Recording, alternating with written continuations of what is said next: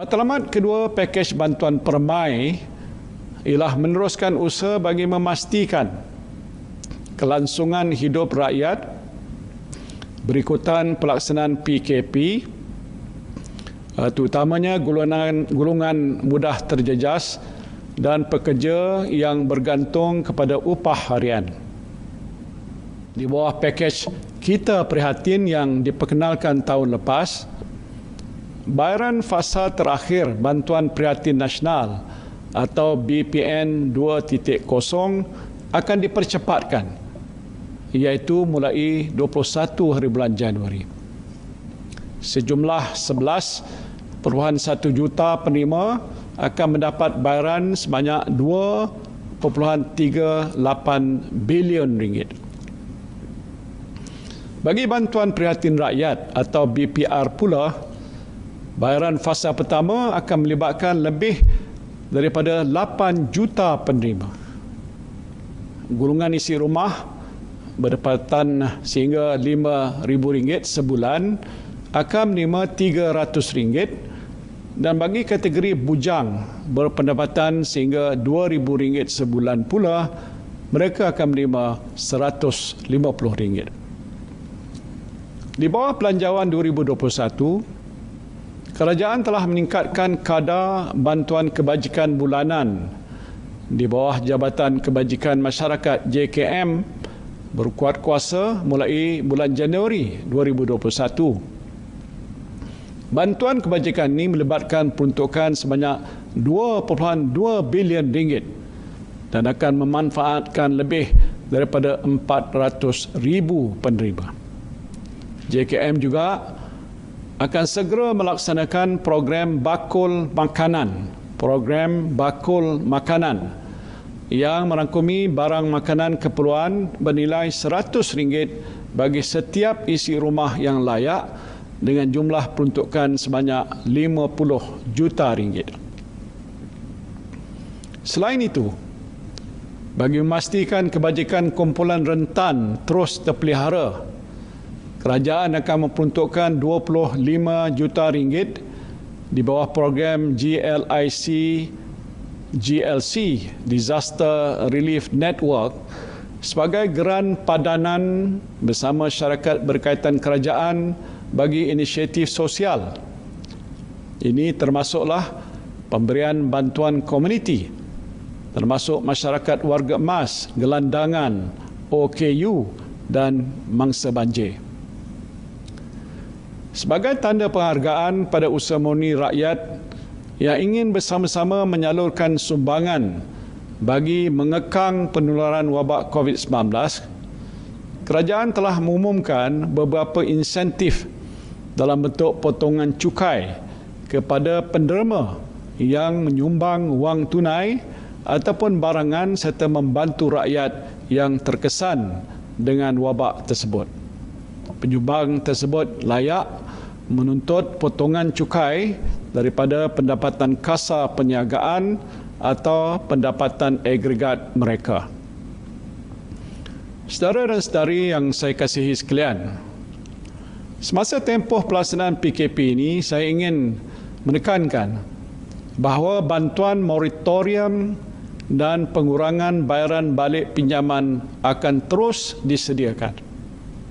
Moratorium termasuk lanjutan moratorium dan pengurangan ansuran pinjaman akan ditawarkan oleh bank-bank seperti yang diumumkan sebelum ini.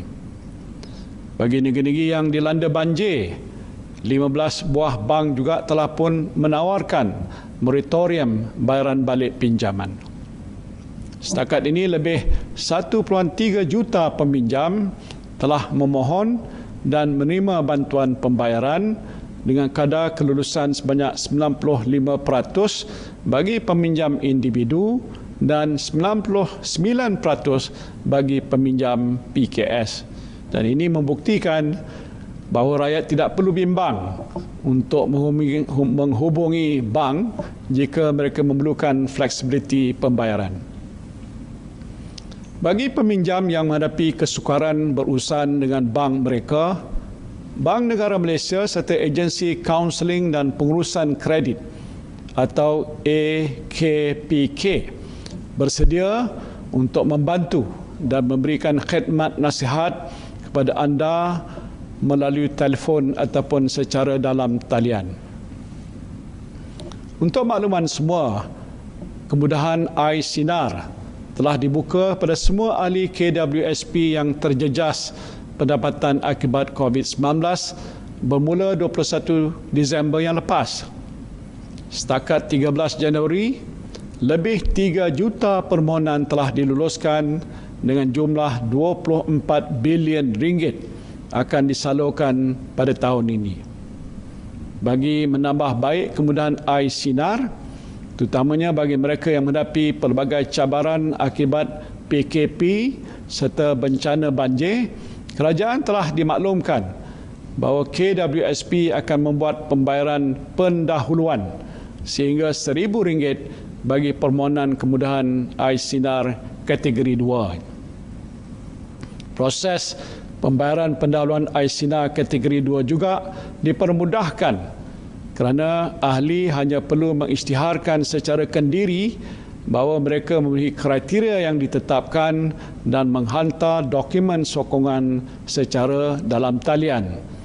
Kerajaan juga telah meminta KWSP memudahkan proses pembayaran pendahuluan ini yang akan dibuat mulai 26 Januari dan maklumat lanjut akan diumumkan oleh KWSP dalam masa terdekat. Kerajaan juga telah melihat bahawa pelbagai insentif dan pelepasan cukai telah berjaya merangsang ekonomi di dalam beberapa sektor.